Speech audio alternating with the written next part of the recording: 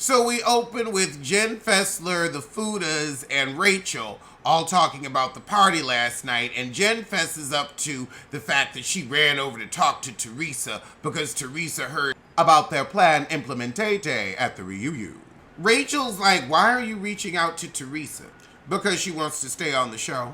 Black Dolores drops by Jennifer's, and Jennifer's upset that Melissa isn't speaking to her. Melissa's tired of your crap. You're too two-faced for me. And Melissa's still pissed about those Chitete rumors. So Joe decides to call and invite Bill over. So Joe invites Bill to his birthday party, and Bill stands up for Jennifer saying, well, since she ain't in a good place with Melissa, we gonna stay on home. Oh, God. With Teresa, they're still going over their attacks on John Fuda. Why? Why did y'all pick him? And yes, you said he was the biggest drug dealer in Bergen County. We don't know if that's true, but we know your tax fraud was massive. Their acting is awful. I couldn't buy none of it. But now we got Joe's party. All of the men are able to get on a good accord and laugh about the double-sided dildo. Margaret walks up to Rachel and asks if she's annoyed with Jen Fessler, which she obviously is. But I would say if she wants to get on Team Teresa, let her. That snake will bite her in her own time. Teresa go to dinner with Louie and that gaggle of kids, but I don't care about the Brady Bunch plotline.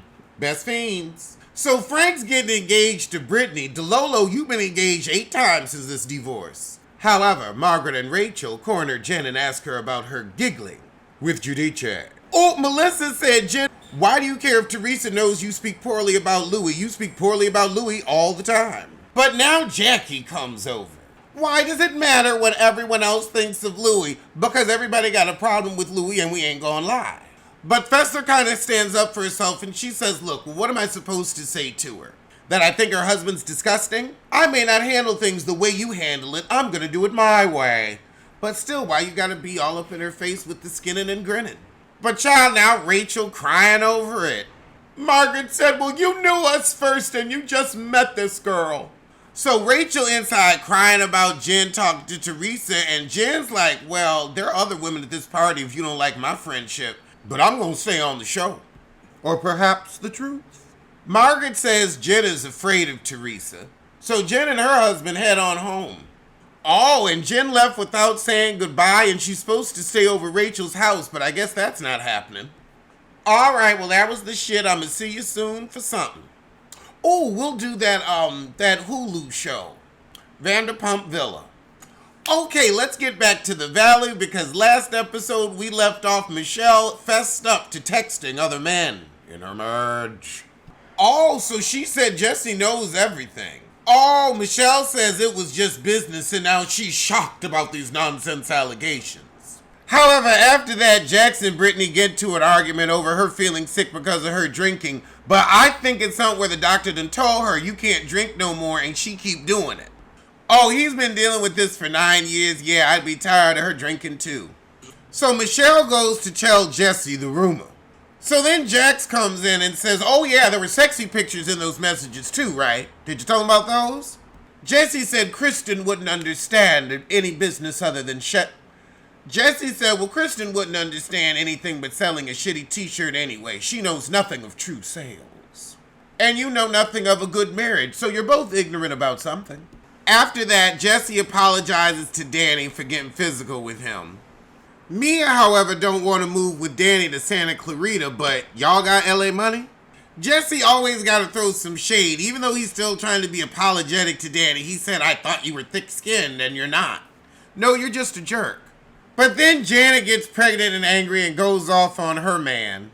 And then Brittany and Jax get into it because Jax is questioning about her drinking and she's like, no, I'm just not feeling well and you don't have my back. So now the truth comes out. Jax wants her to stop drinking completely. Now Jax does have a point. You're the only one who's sick the day after drinking, and that's because you know you shouldn't be drinking. I'm telling you, there's something health related that we don't know about. Yeah, him saying this has happened for years, he wants this to be a reflection for her. Because it is true, you have been sick often. This is episode 10, and I've seen you lay down a couple times. So they suggest therapy for them, and they definitely need it, but I could see Jax getting sick of Brittany always being sick. See, now, Brittany, you want to say one shot doesn't mean you have a drinking problem, but the fact that you can't take one shot without being sick the entire next day means you do. Oh, Lord, now the sissy to come out to Big Bear uninvited?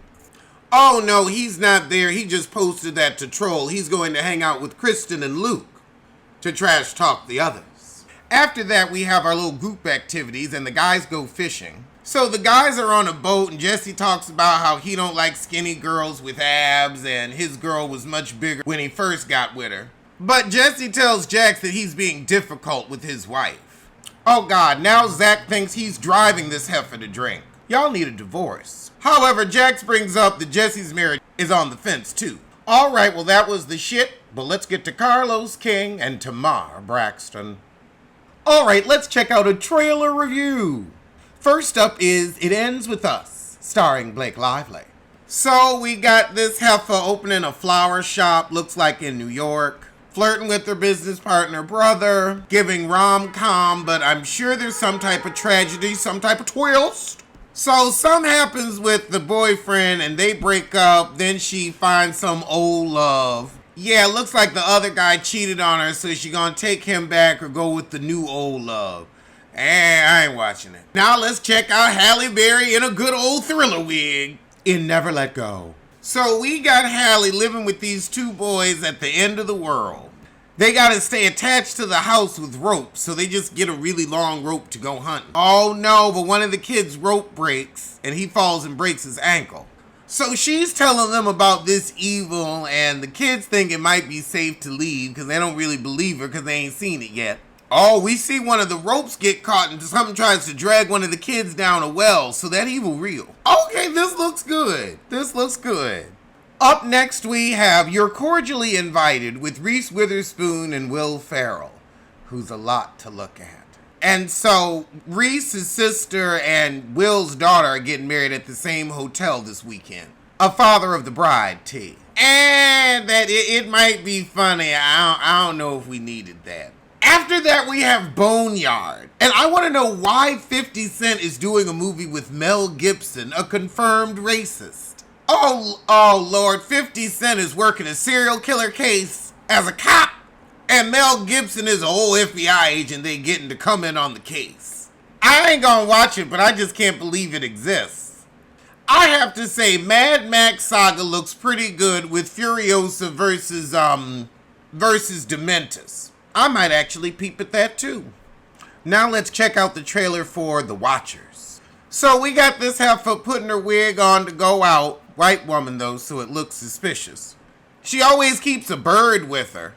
A yellow parrot in a cage. But she drives somewhere and we see the radio get fuzzy. Then her car just stops in the woods. She walking lost with her bird. Oh Lord, and now the car's disappeared and we see the ground shaking like something coming. So this door opens out of nowhere and this old woman tells her to run in. She got 5 seconds, so she do. And she meet another woman and another dude. So now it's 4 of them. And they in this bunker with the two-way mirror. And there's these creatures that they can't see, but they watching them.